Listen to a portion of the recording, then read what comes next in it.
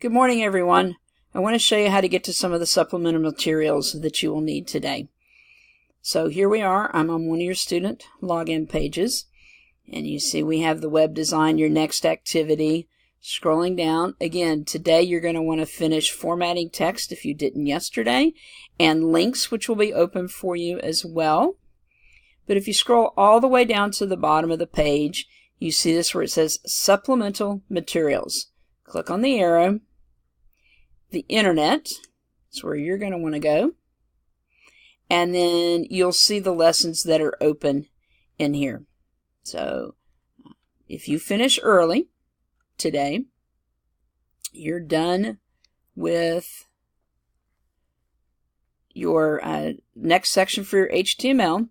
Then go on down to the bottom, do the internet supplemental materials. Some of this is going to be a review, and then some of this will be some new material for you.